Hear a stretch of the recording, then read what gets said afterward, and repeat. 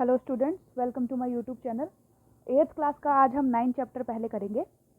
इसमें हमें क्या दिया है कि जो हमारी एक्सरसाइज है इसमें हमें पहले तो समलंब के बारे में दिया हुआ है। समलंब क्या होती है? ये आकृति जिसमें ऊंचाई भी होती है, दो समांतर भुजाएं होती हैं और ये वाली जो भुजाएं होती हैं ये समांतर नहीं होती। ठीक है, तो हमें दिया क्या है, पहले हम कुछ फॉर्मूले हैं जो आपको आने चाहिए। जैसे त्रिभुज का क्षेत्रफल क्या होता है? 1/2 आधार गुणा ऊंचाई। समकोण त्रिभुज का लंब क्या होता है? कर्ण का स्क्वायर माइनस आधार का स्क्वायर अंडर रूट में। ठीक है, समलंब चतुर्भुज का क्षेत्रफल, ये जो समलंब है हमारा, इसका क्षेत्रफल का फॉर्मूला क्या है? 1/2 गुणा समांतर भुजाओं का योग गुणा ऊंचाई। ठीक है, और अगर हमें समांतर समचतुर्भुज दिया हो उसका क्षेत्रफल क्या होता है? 1/2 गुणा विकर्णों का गुणनफल। ठीक है, तो हमें पहला क्वेश्चन आज क्या दिया है? एक मेज के ऊपरी पृष्ठ, पृष्ठ का मतलब सतह, का आकार समलंब जैसा है। ये मेज है हमारा। यदि इसकी समांतर भुजाएं 1 मीटर और 1.2 मीटर है, जैसे ये वाली समांतर है, ये कभी आपस में एक दूसरे को काटेंगे नहीं, तो क्या है? ये समांतर है। तो ये 1 सेंटीमीटर है और ये 1.2 मीटर है। ठीक है, इन समांतर भुजाओं के बीच की दूरी का मतलब होता है ऊंचाई। ठीक है, 0.8 मीटर है। तो इनका क्षेत्रफल ज्ञात करो। तो हमें निकालना क्या है? इनका क्षेत्रफल निकालना है। तो हमारी समलंब का क्षेत्रफल क्या है? समलंब का क्षेत्रफल क्या है? 1/2 गुणा समांतर भुजाओं का योग गुणा ऊंचाई। ठीक है, यही है। तो हमारी जो समांतर भुजाएं हैं वो क्या है? 1 और 1.2। तो पहले 1/2 लिखेंगे जो फॉर्मूले में है, गुणा 1 प्लस 1.2, फिर उसके बाद गुणा किससे करना है? ऊंचाई से। तो 0.8 मीटर हमारी क्या है? ऊंचाई है। ठीक है, आप देखें यहाँ 1 है, यहाँ 1.2 है, तो 1/2 गुणा 2.2 गुणा 0.8 मीटर। ठीक है, तो 2 से अगर इसे काटेंगे तो 1.1 आ जाएगा। तो 1.1 गुणा 0.8 मीटर।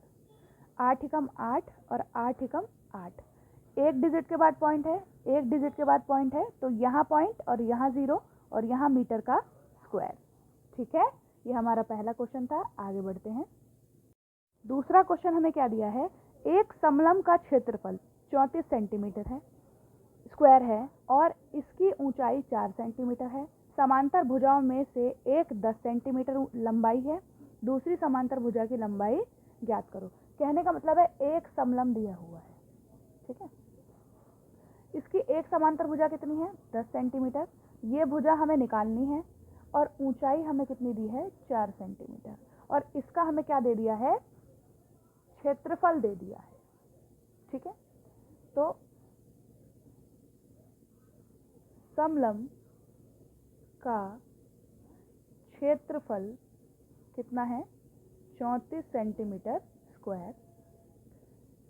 एक समांतर भुजा कितनी है? 10 सेंटीमीटर। ऊंचाई कितनी है? 4 सेंटीमीटर। तो समलंब का हमारा क्षेत्रफल का फॉर्मूला क्या है? समलंब का क्षेत्रफल 1/2 गुणा समांतर भुजाओं का योग गुणा ऊंचाई। यही होता है। ठीक है, तो अब हमें क्या करना है? यहाँ पे जो जो हमें दिया है हमें फॉर्मूले में पुट करना है। समलंब का क्षेत्रफल हमें कितना दिया है? 34, 1/2, समांतर भुजा एक 10 दी है और एक x मान ली है हमने, गुणा 4 ऊंचाई हमें दी है। तो ये 2 उधर चला जाएगा, 34 गुणा में 2 हो जाएगा, ये हो जाएगा 40 जमा 4x। ये प्लस का इधर आएगा तो माइनस का, पहले इन्हें गुणा कर लेते हैं।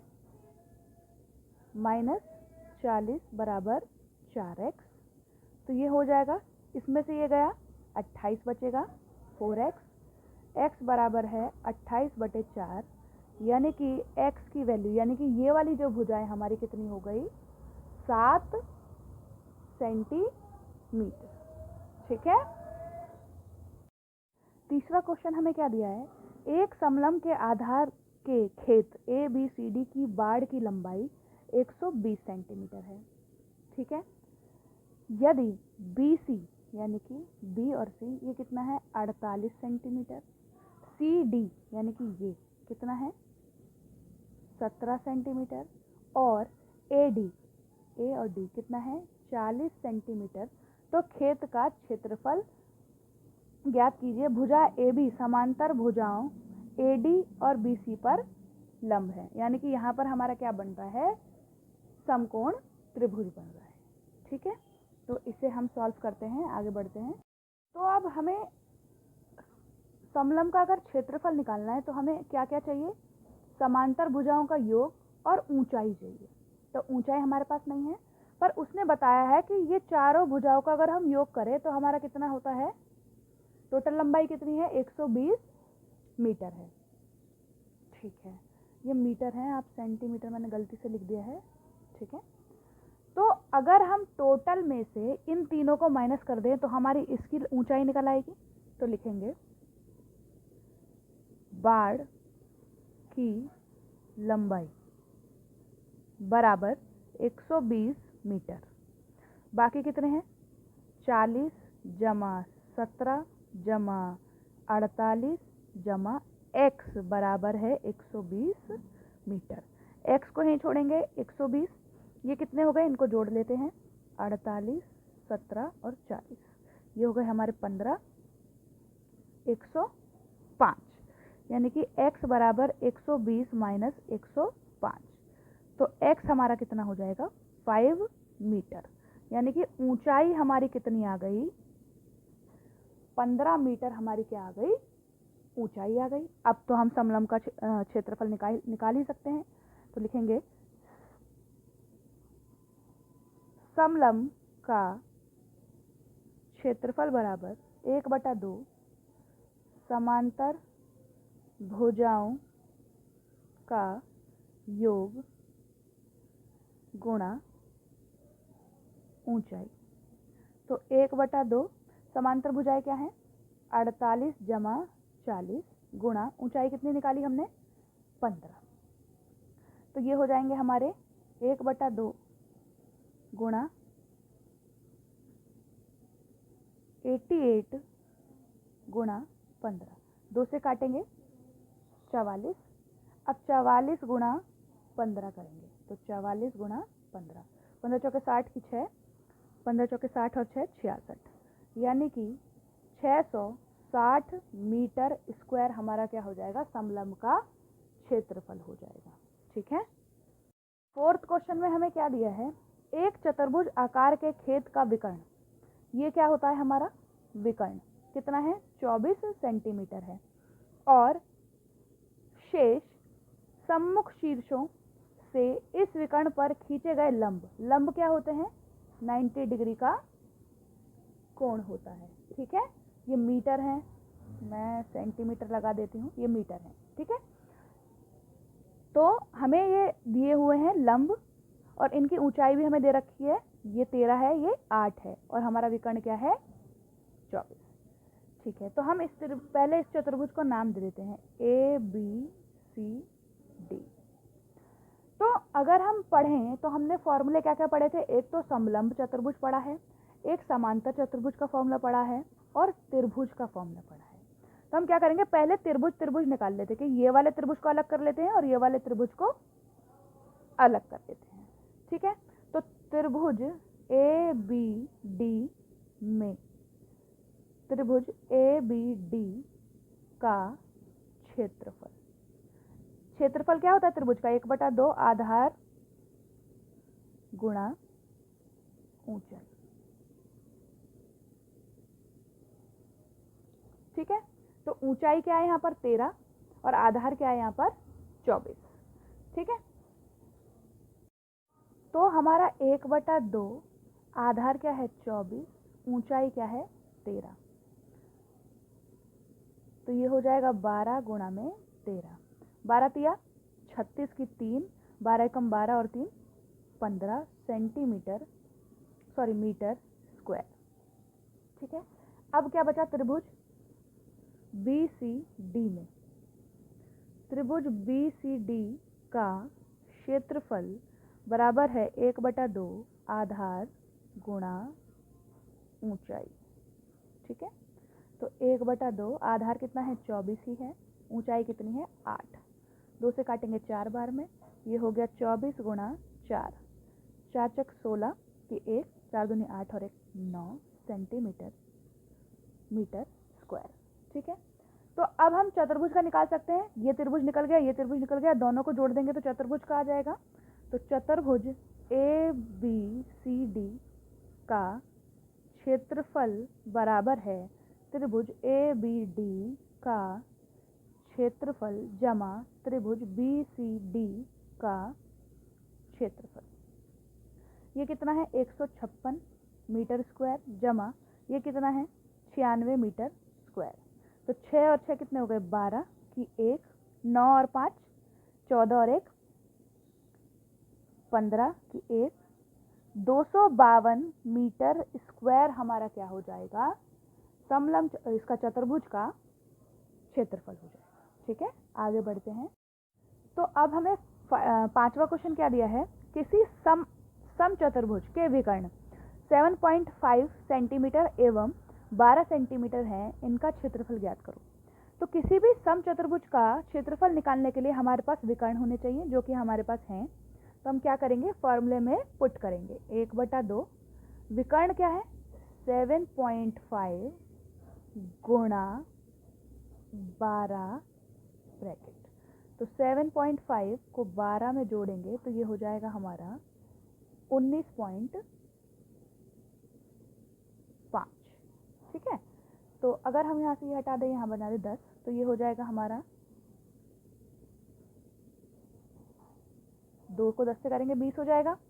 अब अगर हम इसे 2 से काटें तो ये हो जाएगा हमारा 10 और ये हो जाएगा हमारा 9 7.5/10। तो 10 है तो 1 पॉइंट और इधर खिसकेगा,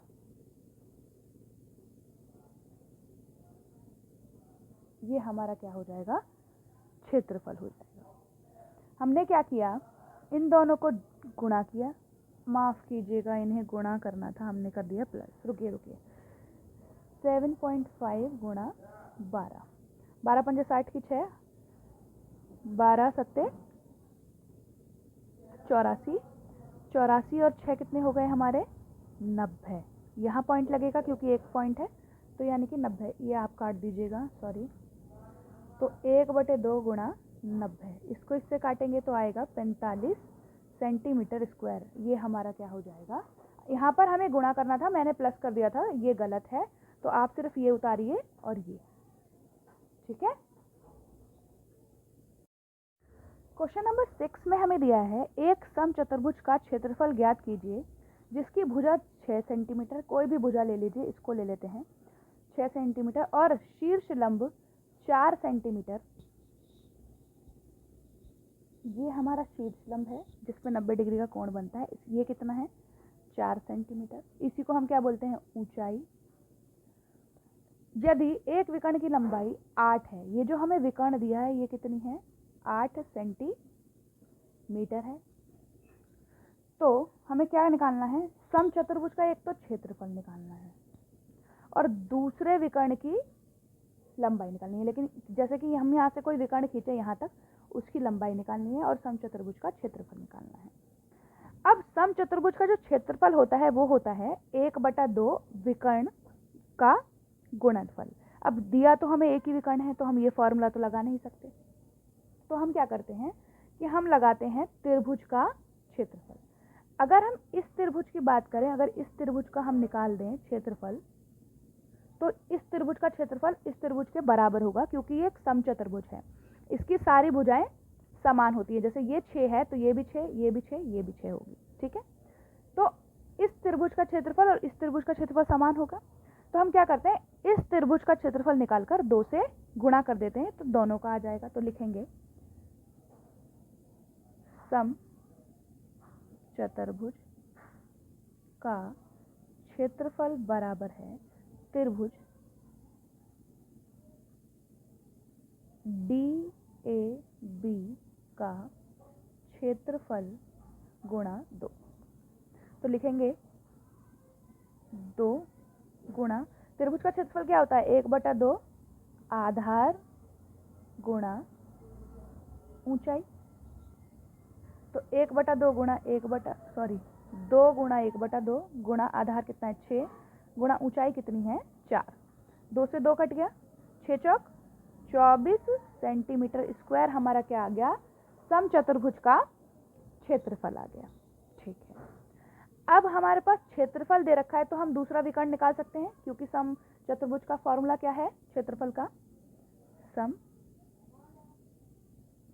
चतुर्भुज का क्षेत्रफल बराबर होता है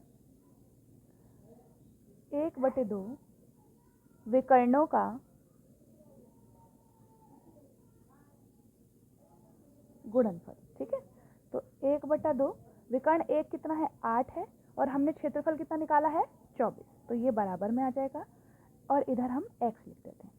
ठीक है, ये 2 इधर आ जाएगा तो इंटू हो जाएगा, और ये 8x का 8x क्योंकि गुणा में है, 2 चौक 8 और 2 दूनी 4, ये हो जाएगा 8x, x को इधर ही छोड़ेंगे 48/8, इससे काटेंगे तो हमारा x कितना आ जाएगा 8 6 48। तो हमारा दूसरा विकर्ण कितना आ गया 6 सेंटीमीटर। ठीक है, क्वेश्चन नंबर 7 हमें क्या दिया है, किसी भवन के फर्श में समचतुर्भुज के आकार की 300 टाइलें हैं और इनमें से प्रत्येक के विकर्ण 45 सेंटीमीटर एवं 30 सेंटीमीटर लंबाई के हैं। 4 रुपये प्रति। देखिए ये एक समचतुर्भुज है और टाइलें भी हमारी क्या हैं, समचतुर्भुज के आकार की हैं, और इनका विकर्ण हमें दे रखा है कि 45 सेंटीमीटर और 30 सेंटीमीटर। तो हमें पूरा का निकालना है तो हमें 3000 से पहले गुणा करना पड़ेगा और एक समचतुर्भुज का इनका क्षेत्रफल निकालना पड़ेगा। तो समचतुर्भुज का क्षेत्रफल क्या होता है 1/2 विकर्णों का गुणनफल, यही होता है। तो 1/2 विकर्ण कितनी है, एक 45 है और एक 30 है, इससे इसको काटेंगे 15, तो ये हो गया 45 गुणा 15, और फिर इसे हम क्या करेंगे 3000 से गुणा कर देंगे, क्योंकि टोटल टाइलें कितनी है 3000 है। ठीक है, तो ये हो गया हमारा 3000। ठीक है, तो इसे हम करते हैं गुणा 15 पंजे 75 की 5 हाथ से लगा 7, 15 चौके 60 और 7 इतना गुणा 3000, 3 से करेंगे 3 पंजे 15 की 1, 3 सत्ते 21 और 2 22 की 1, 18 और 1 19, 15 पंजे 75 की 7, 15 चौके 60 और 7, ठीक है, 6 पंजे 3 पंजे 15 की 1, 21 और 2 22 की 2। तो हमारा आंसर कितना आएगा, इतना आ जाएगा सेंटीमीटर का स्क्वायर। सेंटीमीटर को मीटर में बदलने के लिए हम क्या करते हैं 100 से डिवाइड करते हैं, लेकिन यहाँ पर सेंटीमीटर का स्क्वायर है तो 100 को हमें 2 बार डिवाइड करना पड़ेगा, जैसे ये दिया है हमें। ठीक है, तो 100 इस 1 सेंटीमीटर के लिए और फिर 100 दूसरे सेंटीमीटर के लिए, तो 1 0 से 1 0, 1 0 से 1 0, 1 0 से 1 0।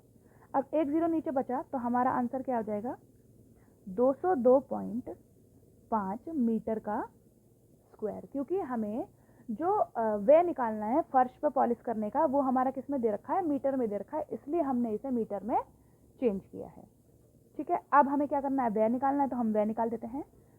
फर्श को पॉलिश करने का व्यय कितना है 4 रुपये प्रति वर्ग मीटर। तो ये हो जाएगा 202.5 गुणा का 4, 4 पंजे 20 की 2, 4 दूनी 8 और 2 10, 1 2 चौके 8, और यहाँ एक डिजिट के बाद पॉइंट था तो यहाँ पॉइंट और रुपए, यानी कि 810 रुपये हमारा क्या हो जाएगा, पॉलिश करने का खर्च हो जाएगा। ठीक है, आगे बढ़ते हैं। क्वेश्चन नंबर 8 हमें क्या दिया है? मोहन एक समलम के आकार का खेत खरीदना चाहता है। क्या है? समलम। इस खेत की नदी के साथ वाली भुजा सड़क के साथ वाली भुजा के समांतर है और लंबाई में दुगनी है। कहने का मतलब अगर ये x है तो ये क्या है, 2x है। ठीक है, तो दुगनी है, दुगनी का मतलब क्या, ये x है तो ये वाला क्या होगा, 2x होगा। और इस खेत का हमें क्षेत्रफल दे रखा है, तो समांतर भुजाओं के बीच लंबवत दूरी यानी कि ऊंचाई दे रखी है 100 मीटर। तो नदी के साथ वाली भुजा की लंबाई ज्ञात करो। तो ये हमें नदी दे रखी है और नदी के साथ वाली भुजा कितनी है हमें ये ज्ञात करना है। तो जैसे ये x है तो इसको मान लीजिए आप 2x। ठीक है, तो ये नदी के साथ वाली भुजा है। तो हमारा समलंब का क्षेत्रफल क्या होता है, 1/2, ठीक है, समांतर भुजाओं का योग गुणा ऊंचाई। क्षेत्रफल हमें क्या दिया है, 10,500, 1/2, समांतर भुजाएं क्या है, x जमा 2x गुणा ऊंचाई कितनी है 100। तो ये हो जाएगा 2 और 1 3x, यानी कि 3x/2 गुणा 100। इसको इससे काटेंगे, ये हो जाएगा 50, और ये 10,500 का 10,500, 10,500, उसके बाद 3 पंचे 15, 0 का 0, x का x, x को यहीं छोड़ेंगे 10,500 बटे 150, इससे ये काटेंगे 15 सत्ते 105। तो x हमारा क्या आ गया, x हमारा क्या आ गया 70। तो 70 आ गया मीटर, 70 मीटर ये आ गया। तो अब हमें ये 2x निकालना है। तो 2x निकालने के लिए क्या निकालना था हमें, नदी के साथ वाली भुजा, नदी के साथ वाली भुजा की लंबाई बराबर 2x है।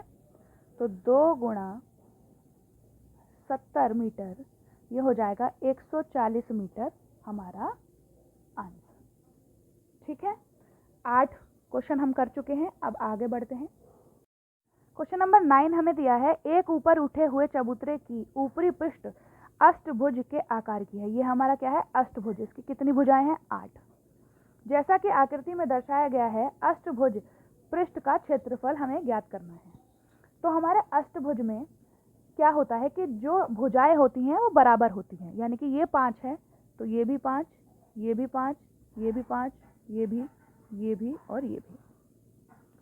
और ये दोनों समांतर, ये मैंने खुद खींचा है, ये दोनों क्या है, समांतर हैं। तो ये भी हमारी क्या होगी, 11 सेंटीमीटर होगी। और ये 4 है तो ये भी क्या होगी, 4 होगी। ठीक है, ये हमारा कौन सा चतुर्भुज बन रहा है, ये बन रहा है हमारा समलंब। ठीक है, तो ये हो गया पहला, ये हो गया दूसरा, ये हमारा कौन सा बन रहा है, इसमें लंबाई दी है चौड़ाई दी है, तो ये क्या हो गया, आयत। और ये हो गया तीसरा, ये भी क्या है, हमारा समलंब है। ठीक है, निकालना क्या है, अष्टभुज का क्षेत्रफल। तो अष्टभुज का क्षेत्रफल बराबर है, पहले नंबर 1 पे हमारे क्या देखा, समलंब का, यानी कि ए चतुर्भुज ABCH का क्षेत्रफल जमा CDGH का क्षेत्रफल जमा DEFG का क्षेत्रफल। अब ये हमारा क्या है, समलंब है। तो समलंब हमारा क्या होता है, 1/2 गुणा समांतर भुजाओं का योग, ये 5, ये 11, कितनी हो गई, 16। ऊंचाई कितनी है, 4, जमा ये आयत है। आयत का क्षेत्रफल क्या होता है, लंबाई गुणा ऊंचाई। तो लंबाई कितनी है 11 और ऊंचाई कितनी है 5, जमा यहाँ पर समलंब है तो समलंब का क्षेत्रफल क्या होगा 1/2 समांतर भुजाओं का योग 16 गुणा ऊंचाई कितनी है 4, 2 से काटेंगे 2 बार में, इसको काटेंगे 2 बार में, 16 दूनी 32 जमा 11 पंजे 55 जमा 16 दूनी 32, तो 2 55 32 और 32 ये हो जाएगा हमारा 9 और ये हो जाएगा 8 और 3 11, तो 119 मीटर स्क्वायर हमारा क्या हो जाएगा अष्टभुज का क्षेत्रफल हो जाएगा। ठीक है, समझ में आ गया होगा आप लोगों के। हमने क्या किया, पूरे अष्टभुज का क्षेत्रफल निकालने के लिए हमारे पास कोई ऐसा फॉर्मूला नहीं था, तो हमने क्या किया, इनका पार्टीशन कर दिया, इसको नंबर 1 मान लिया, इसको नंबर 2, इसको नंबर 3। ये हमारी आकृति क्या बनी, समलंब की बनी। ये आकृति हमारी क्या बन रही है, आयत की बन रही है। ये आकृति हमारी क्या बनी, समलंब की बनी। जब हमने देखा कि ये दोनों समांतर हैं, यहाँ पर हमने एक रेखा खींची, इन दोनों को समांतर कर दिया, तो जो ये ऊंचाई है यहाँ पर भी सेम ऊंचाई होगी, तो ये दोनों 4 हो गए, और ये समांतर इसके है, तो ये हमारा क्या हो गया 11 सेंटीमीटर का 11 सेंटीमीटर। और अष्टभुज की सारी भुजाएं बराबर होती हैं, यानी कि ये 5 दी हुई है, तो ये सारी की सारी हमारी क्या होंगी 5 ही होंगी। तो पहले हमने समलंब का क्षेत्रफल निकाला, फिर हमने आयत का, और फिर हमने तीसरी भुजा समलंब का ही क्षेत्रफल निकाला, और सबको हमने जोड़ दिया, तो जो हमारा आंसर आया वो हमारा अष्टभुज का क्षेत्रफल है। ठीक है, क्वेश्चन नंबर 10, एक पंचभुज आकार का बगीचा है जैसा कि आकृति में दर्शाया गया। ये हमारा क्या है, बगीचा। इसका क्षेत्रफल ज्ञात करने के लिए ज्योति और कविता ने इसे 2 विभिन्न तरीकों से विभाजित किया है। ये ज्योति ने किया है और ये कविता ने किया है। ठीक है, दोनों तरीकों का उपयोग करते हुए इस बगीचे का क्षेत्रफल ज्ञात कीजिए। क्या आप इसका क्षेत्रफल ज्ञात करने के लिए कोई और विधि बता सकते हैं? तो हम क्या करते हैं, पहले हम देखते हैं कि हमें क्या क्या दिया हुआ है और हमें इसे कैसे सॉल्व करना है। तो अगर कविता की बात करें तो ये उसने एक त्रिभुज अलग कर रखा है और एक ये हमारा वर्ग हो जाएगा, तो यहाँ त्रिभुज का क्षेत्रफल लगेगा और यहाँ वर्ग का क्षेत्रफल लगेगा, और दोनों को हम जोड़ देंगे तो पंचभुज का हमारा क्षेत्रफल आ जाएगा। यहाँ पर क्या आकृति दिख रही है, अगर हम इसे बीच में से वो कर रहे हैं तो ये कौन सी आकृति दिख रही है, हमें समलंब की आकृति दिख रही है, जिसका हम अभी तक फॉर्मूला पढ़ रहे थे, इतने सारे क्वेश्चन हमने पीछे भी किए। तो ज्योति इसे समलंब से कर रही है। अब हमें ये क्या दिया है, 15 दिया है, ये भुजा हमें 15 दी है, ये भी 15 है, और यहाँ से लेके यहाँ तक की जो लंबाई है वो हमारी कितनी है 30। ठीक है, ठीक है। तो ज्योति ने क्या किया है, अगर हम इसका क्षेत्रफल निकाल दें इस समलंब का, और इसका बराबर होगा, क्योंकि सेम चीज है ना, सारी भुजाएं सेम है, तो इसका निकालेंगे तो इसका भी सेम होगा, तो 1 का निकाल के इसमें 2 का मल्टीप्लाई कर देंगे तो हमारा आंसर आ जाएगा इस टोटल पंचभुज का क्षेत्रफल। ठीक है, तो ज्योति के अनुसार पंचभुज का क्षेत्रफल बराबर है 2 गुणा समलंब का क्षेत्रफल। तो समलंब का क्षेत्रफल क्या होता है, 1/2 समांतर भुजाओं का योग गुणा ऊंचाई। ठीक है, अभी तक हमने यही पढ़ा है। तो 2 गुणा 1/2, समांतर भुजाएं क्या है, ये हो गई 30, इसका आकार बता रही है ना 30, और दूसरी भुजा क्या हो गई 15, यानी कि 30 जमा 15, और ऊंचाई हमें क्या है, ये हमारे लिए क्या हो जाएगा, जैसे ये हमारा समलंब है तो यहाँ से लेके यहाँ तक की जो ऊंचाई है ये हमारी क्या हो जाएगी ऊंचाई। तो ये टोटल 15 है, तो 15/2 हमारी क्या हो जाएगी, ऊंचाई हो जाएगी।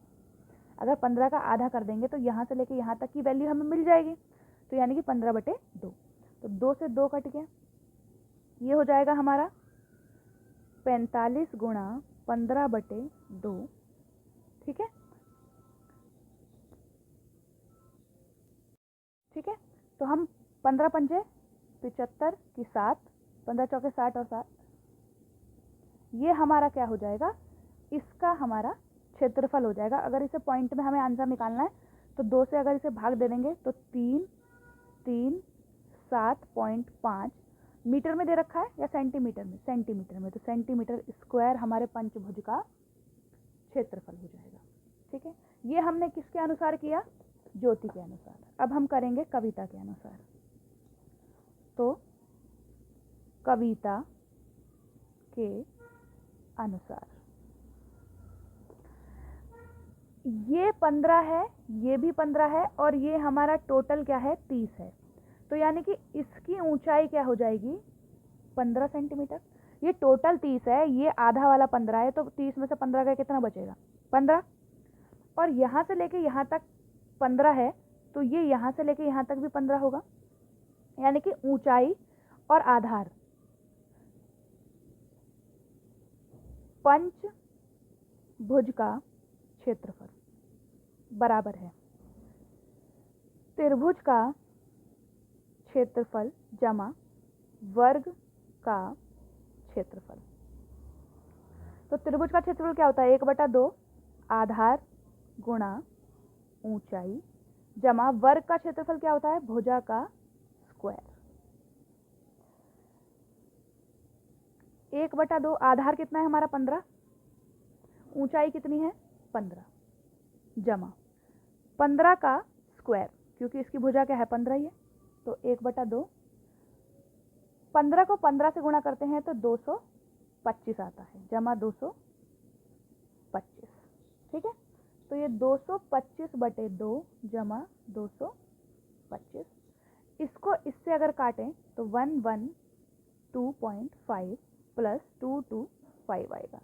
इन दोनों को आपस में जोड़ते हैं तो ये आएगा 112.5, तो 225.0 5.733। तो 337.5 सेंटीमीटर स्क्वायर हमारा क्षेत्रफल जो है वो सेम ही आएगा, चाहे हम किसी भी तरीके से निकालें। ठीक है, तो ये हमारा दोनों तरीके से हमने निकाल दिया है। हमने दोनों तरीके से तो करके बता दिया, ज्योति के अनुसार भी और कविता के अनुसार भी। उसने हमें बोला है कि कोई और विधि भी बता सकते हैं। तो इसके लिए हम क्या करेंगे कि जैसे हमें ये क्वेश्चन दिया है तो इसको हम करेंगे लंबा, ठीक है, यहाँ तक, और इन्हें क्या कर देंगे? जोड़ देंगे। तो ये हमारी क्या आकृति बन जाएगी? आयत बन जाएगा। ठीक है, तो आयत में से अगर हम ये वाला त्रिभुज और ये वाला त्रिभुज माइनस कर दें तो हमारा क्या निकल जाएगा? पंचभुज का क्षेत्रफल निकल जाएगा। और अगर हम देखें इसको जोड़कर तो ये त्रिभुज इस वाले त्रिभुज के बराबर होगा और ये त्रिभुज इस वाले त्रिभुज के बराबर होगा। तो इस त्रिभुज का क्षेत्रफल अगर हम आयत में से माइनस कर दें तो भी हमारा पंचभुज का क्षेत्रफल निकल जाएगा। तो हम लिखेंगे पंचभुज का क्षेत्रफल बराबर है आयत का क्षेत्रफल माइनस त्रिभुज का क्षेत्रफल। तो आयत का क्षेत्रफल क्या हो जाएगा हमारा? हमारी ये वाली भुजा क्या है? 30 और ये वाली भुजा क्या है? 15। तो 30 गुणा 15 लंबाई गुणा चौड़ाई, ठीक है, माइनस त्रिभुज का क्षेत्रफल क्या होता है? 1/2 आधार गुणा ऊंचाई। तो 1/2 आधार क्या है हमारा? 15, और ऊंचाई भी क्या है हमारी? 15 है। ठीक है, तो 30 को अगर हम 15 से गुणा करें, 3 पंजे 15, 1, 3 एकम 3 और 1 4, 450 माइनस, अगर हम इसे काटें तो हमारा यही बन रहा है। तो यही इसका आंसर हमारा क्या रहा था? 112.5। तो 450 112.5 को माइनस करेंगे तो हमारा आएगा 5 यहाँ कितना बचा? 9, 9 में से 2 गया 7, 4 में से 1 गया 3, 4 में से 1 गया 3। तो हमारा आंसर आ गया 337.5 सेंटीमीटर स्क्वायर, जो कि हमारा सब में आंसर आ रहा था। ये क्वेश्चन अगर आपको समझ में ना आए तो आप इस वीडियो को 2-3 बार देखें तो आपको ये ज़रूर समझ में आएगा। आगे हमारा लास्ट क्वेश्चन बचा है, वो हम करते हैं, फिर एक्सरसाइज खत्म हो जाएगी। क्वेश्चन नंबर 11 में हमें क्या दिया है?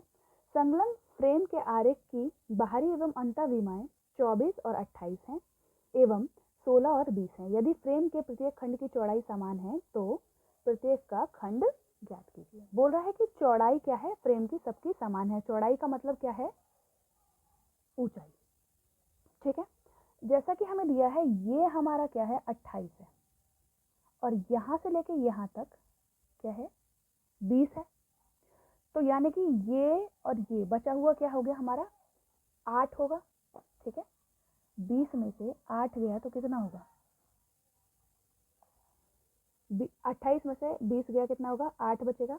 तो 8 इन दोनों में अगर हम बांट दें तो कितना हो जाएगा, ये भी 4 ये भी 4। ठीक है, और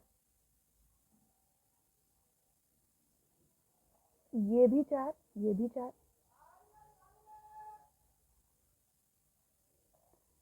ये भी 4 और ये भी 4 के बराबर हो जाएगा।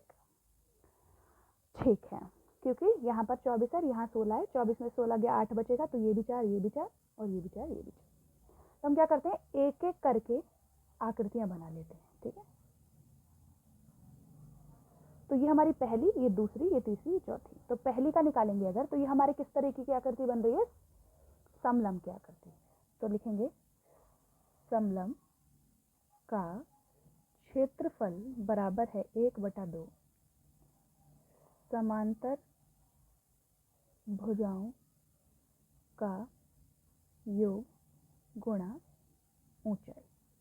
तो यहाँ 1/2, यहाँ समांतर भुजा क्या है 24 जमा 16 गुणा ऊंचाई क्या है 4। 2 से ये कटा 2 बार में, ये हो गया जोड़ 40 गुणा 2, तो ये हो गया 80 सेंटीमीटर स्क्वायर। ये 80, ठीक है, तो ये भी हमारा क्या होगा 80 होगा, क्योंकि सेम है 24 और 16। ठीक है, ये निकाल लिया हमने, ये भी इसके बराबर हो जाएगा। उसके बाद इसका निकालते हैं। तो समलंब का क्षेत्रफल बराबर है 1/2 समांतर भुजाओं का योग गुणा ऊंचाई। तो 1/2 समांतर भुजा क्या है 28 जमा ये वाली 20, ये 2 है, गुणा ऊंचाई कितनी है 4। 2 से इसको काटेंगे 2 बार में, ये हो गया हमारा 48 गुणा 2, 2 8 16 की 1 8 9। ठीक है, तो ये भी हमारा 96 होगा, तो ये भी हमारा 96 होगा। तो इनका क्षेत्रफल अगर हम जोड़ दें तो ये हो जाएगा, तो जैसे 1 का क्षेत्रफल 80 है तो 2 का भी 80 है, 3 का 96 है तो 4 का भी 96 है। तो ये एक्सरसाइज हमारी यहीं ख़त्म होती है। तो आगे के चैप्टर्स देखने के लिए और आगे की एक्सरसाइज देखने के लिए चैनल पर बने रहें। चैनल को सब्सक्राइब करें, लाइक करें, शेयर करें। Thank you very much.